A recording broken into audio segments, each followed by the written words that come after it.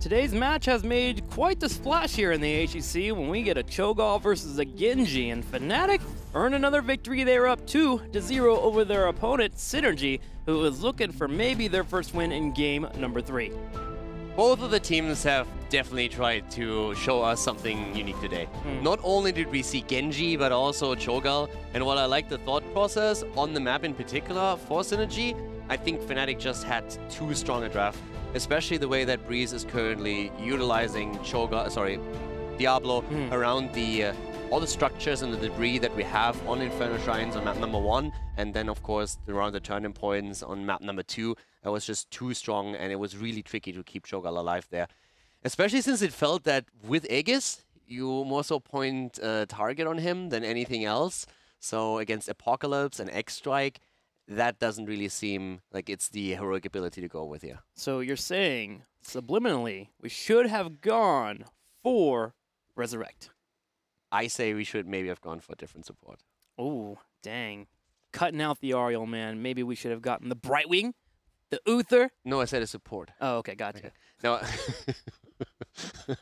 Poor Brightwing mains. I'm sorry, guys. Like, I know you wake up on Friday, you get excited for HGC, and then Caldor just like shuts you down. Don't play half the roster, man, because Caldor will just upset you. It'll make you tear up. Okay, if Gilly was watching, I'm not going to get any more coffee.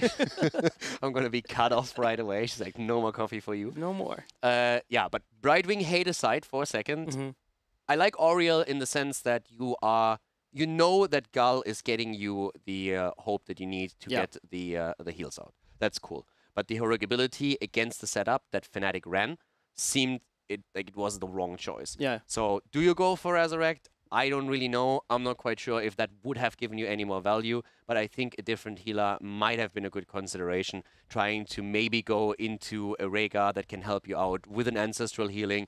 But overall, I think the Cho'Gall pick into what we had for Fnatic was maybe a bit of overstepping, picking him into the Greymane with a cursed bullet. That's 40% damage right away. Then you have also the tools for the lockdown. It seemed like overreaching it slightly, but overall, I like the thought process, the willingness to bring in the hero back and trying to see what he brings to the table. Well, Synergy hopes to earn their own victory here as we get ready for game number 3. A different battleground will be played. Let's figure out where we are going here. It is gonna be Sky Temple. Synergy continues to get the battleground choice instead of first pick. That blows my mind. That you would take Fnatic willingly to Sky Temple is insane. This is one of their best maps. Yeah. Or it's one of the maps where they usually feel very confident, and also where other teams feel they are so strong that we had a few teams that said, yeah, our draft on Sky Temple against Fnatic was mainly used because we felt we are going to lose on the map anyways if we play standard. Sure. So we tried to do something a bit unorthodox, and we're hoping that it would have an effect, which most of the time it didn't.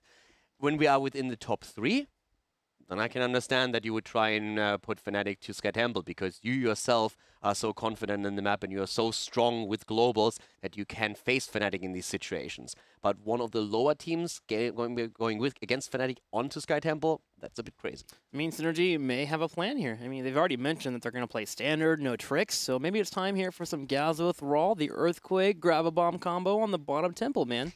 I know I allowed you today to play Gazlo one time, but don't overdo it. I'm Friday.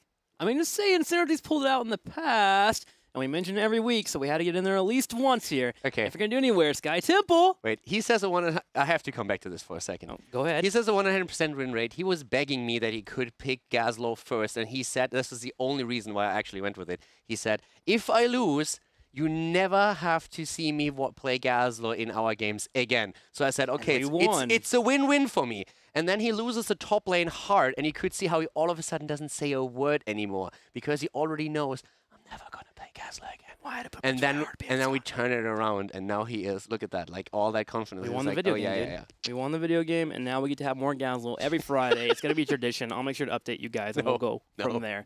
So, Sky Temple here. As you mentioned, Fnatic loves to go for the globals. So far in our drafts, Dahaka and Falset have been banned out, so globals haven't been an actual possibility.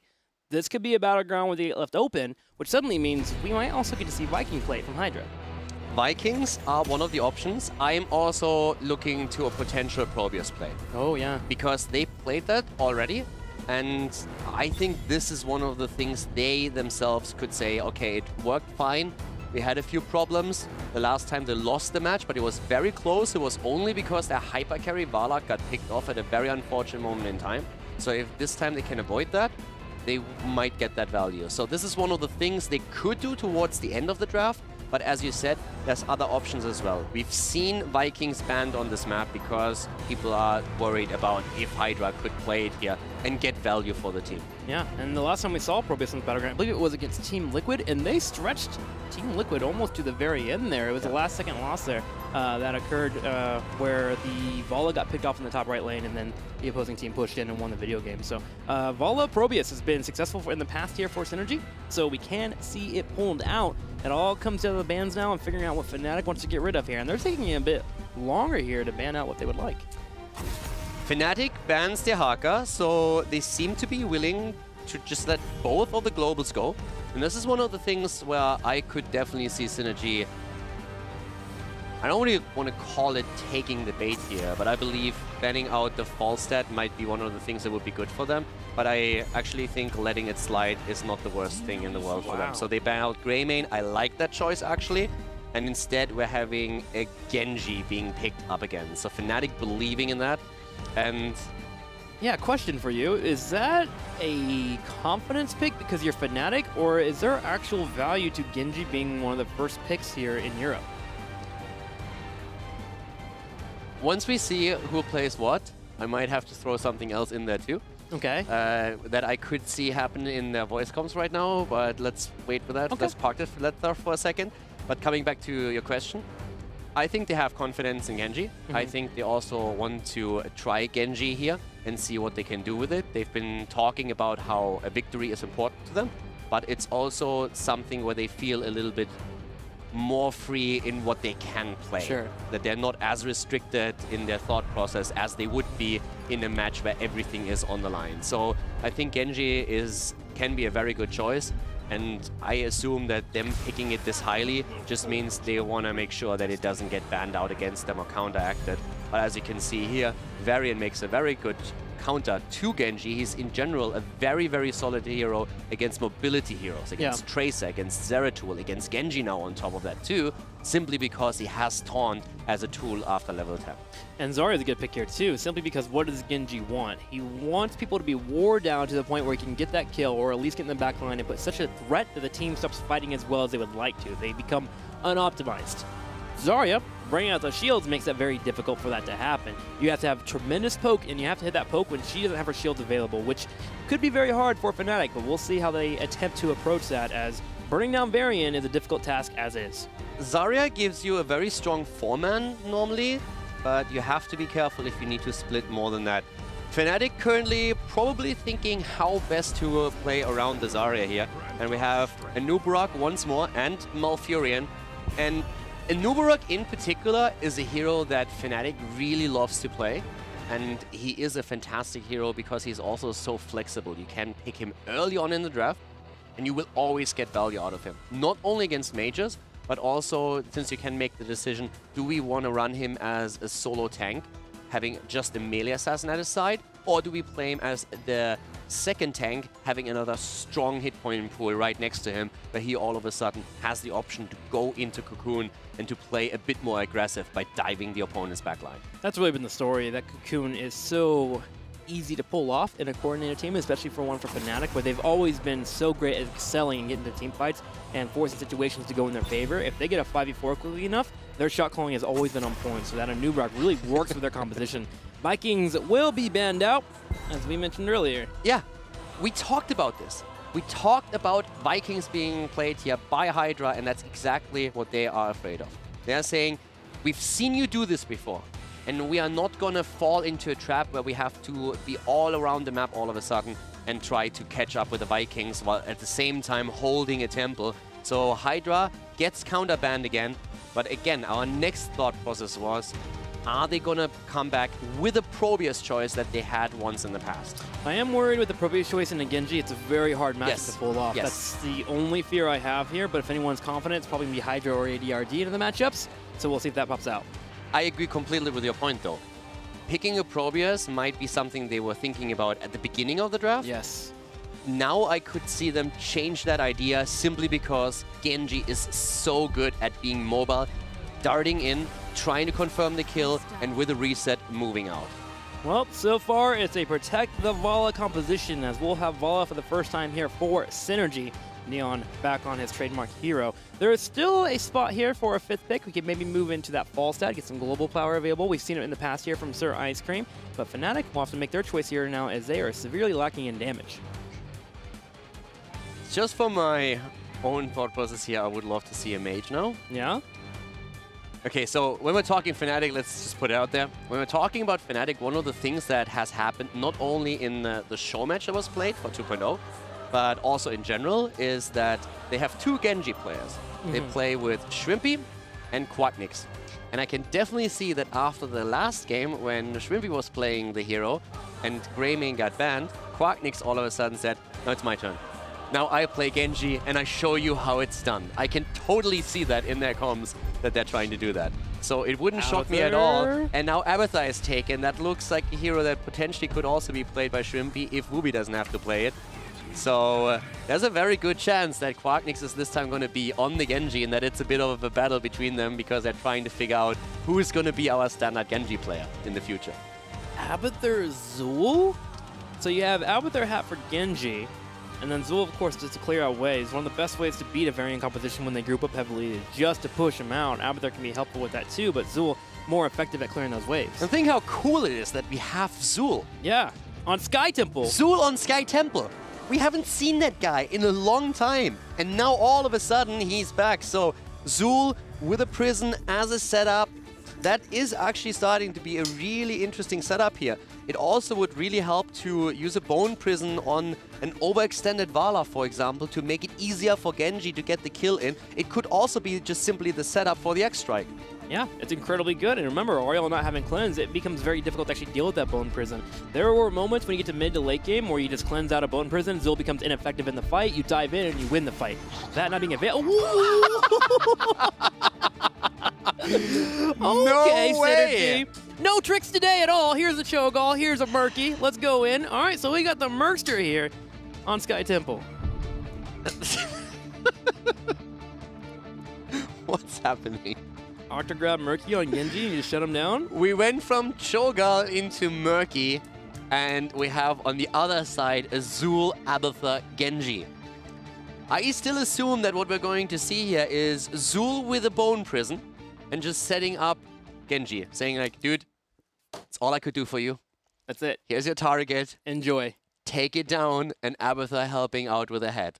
And if Genji doesn't kill it, then I probably should see a lot of blame game happening in the Fnatic comms. They are probably enjoying that match so far, but Murky, is that going to change something for them here? How is that bot lane looking?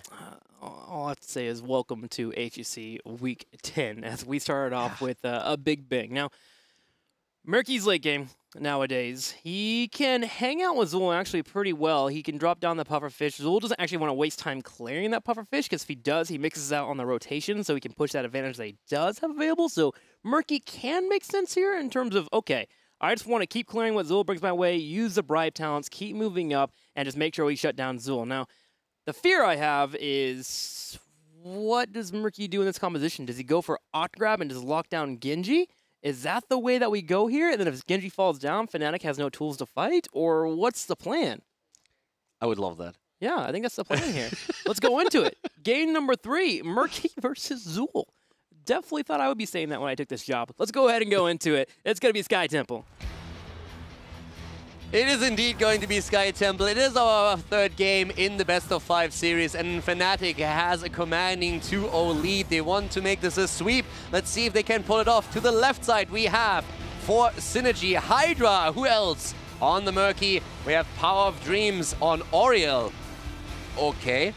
Sir Ice Cream on Zarya. We have Neon on Vala and Sevkaja on Variant. So a role swap for the Russian team. Sefka gonna lead his team, the team captain here. He'll be on the very end. Smexy on the right will be on Malfurion. We're gonna have Breeze on the Anubarak. We're gonna have Quacknix, as you called, playing the Genji. We'll see if he can be a pro Genji. Schwimpy will be on Abathur, and Wubby will be on the Zul. And let's just put this out there before this match gets started. These two teams came out to put on a show, and man, are they doing so. Yeah, the entertainment value is definitely skyrocketing in this show. And I love that we have now Quacknix on Genji. This is definitely an internal Fnatic battle, them saying, who's playing Genji in the future? And Schwimpy immediately saying, boss, I'm in, give me Genji, and Quacknix right away says, no. You had the last one, this is mine now. And so they have to figure out who's going to be the Genji player in the future, or are they just simply going to have some overlap here.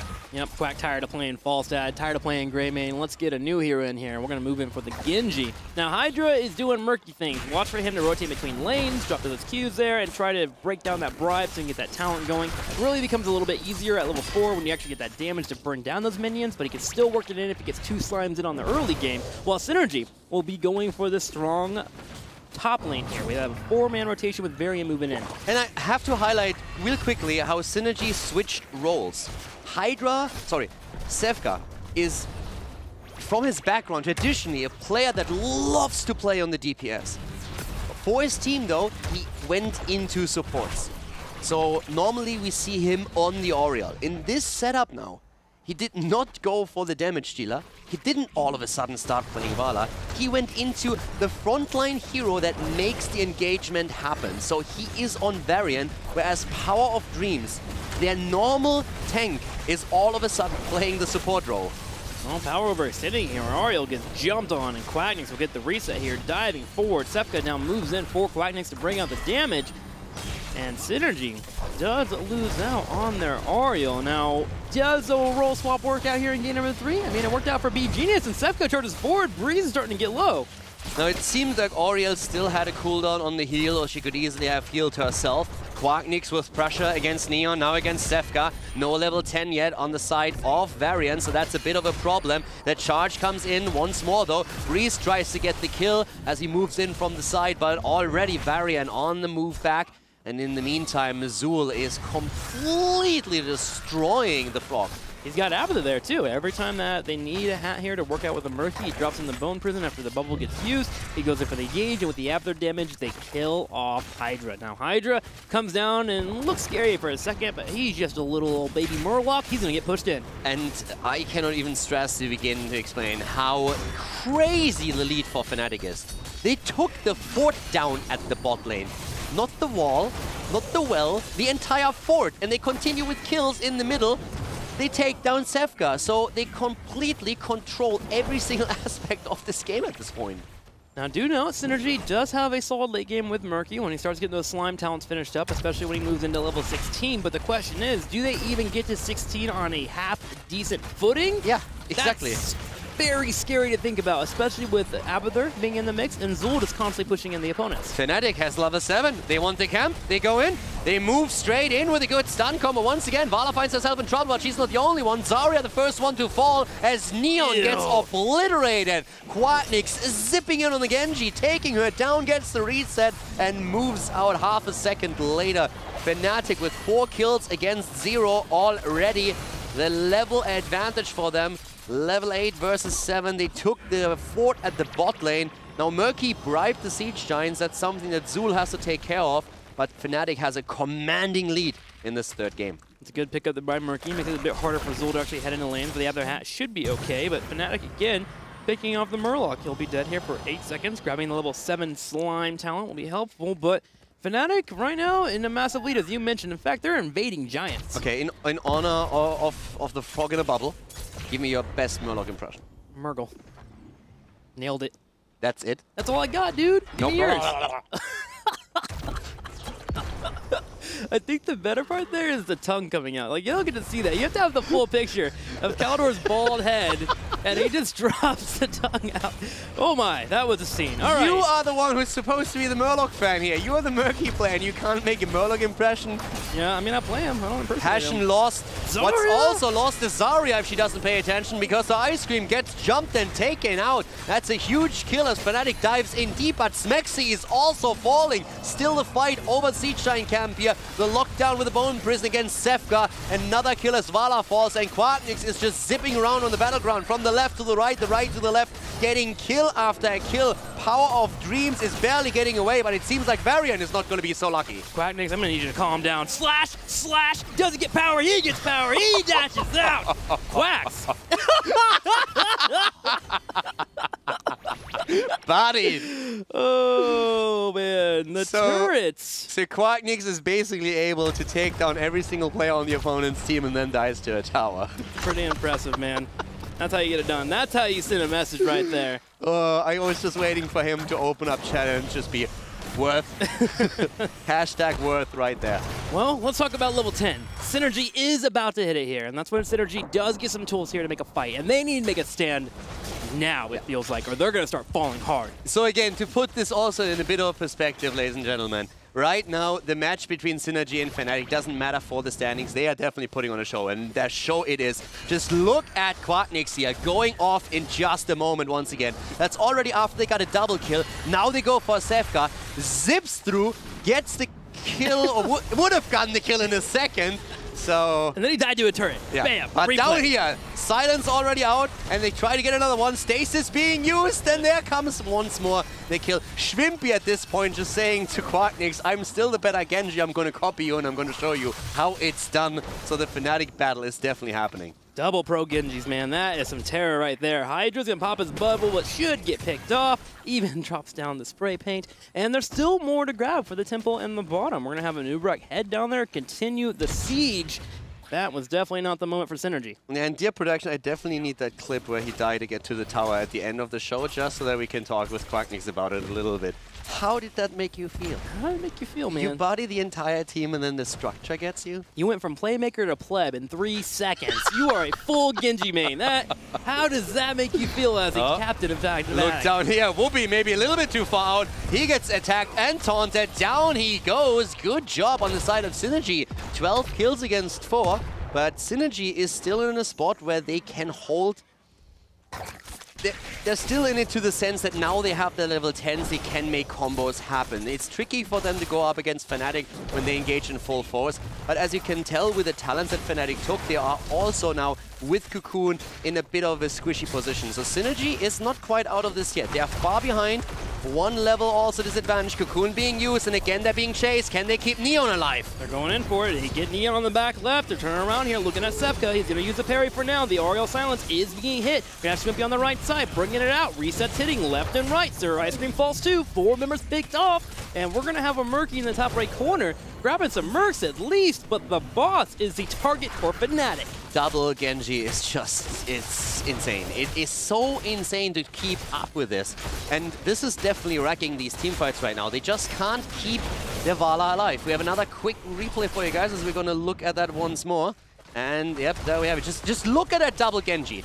They are zipping around on the battlefield the entire time. X-Strike comes out, gets some damage in, not the most, but Vala falling, and that's most of the damage gone as Silence following, and that is just paradise for the 2 Genji players as they are darting in, getting one reset after another, hitting shurikens all over the place, and that results in the boss that was just now taken. All right, we did have Murky come in, he's marked with the Murlocs, he got cleaned up instantly, and Fnatic will take away the boss. Now, to note, trying to keep a glimmer of hope here for Synergy, 13 is a big talent tier for the Murky. He's going to be able to either get Fish Tank or, of course, even the ability to heal while in Bubble. But that's if his teammates don't die here. Synergy gets locked down here. Power of Dream, going to use Aegis to survive, attempts to get away, and does so.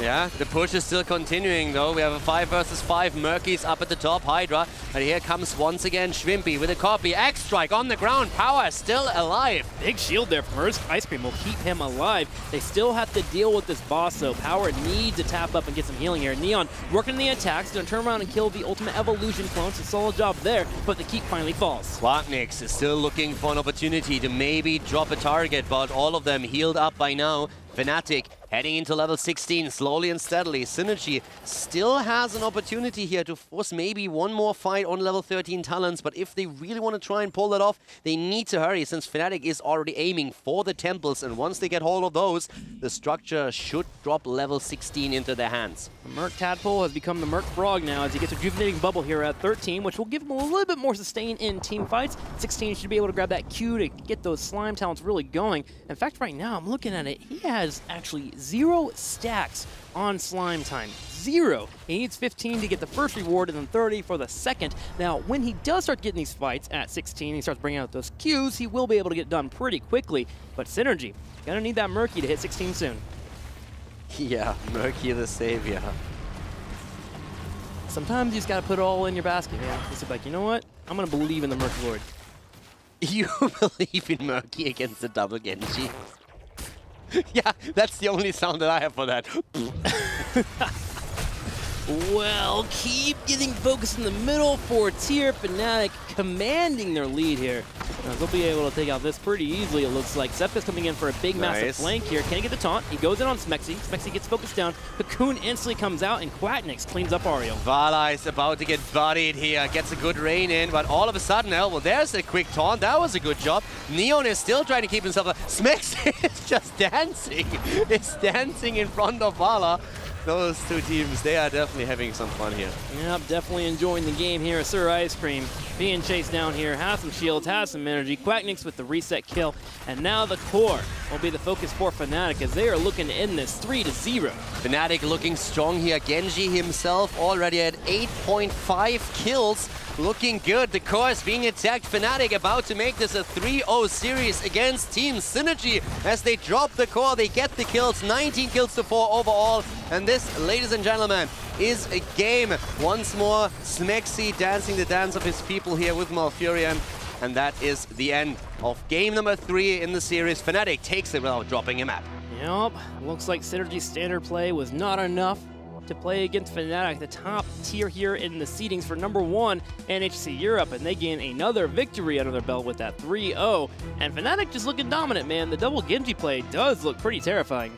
And I can already tell you that right now Quacknix is talking to Shrimpy and tells him, you see, that's how it's done. I'm the Genji player here. I am the Genji man here. And you know what? I have no complaints, man. His resets were on point. His patience was great, too. There was a moment in the middle where he had the double kill. Yep. With the fort that we saw, and then, you know, he died. But before that, he waited so long before he moved in for his strike. He knew that Ario wanted to use Aegis at the last second to deny the reset, and he just kept sitting around the side the entire time, waited for it to come out, and then moved in for the engage. So Quacknix looking really solid on a hero that's come out, what, 2 weeks ago?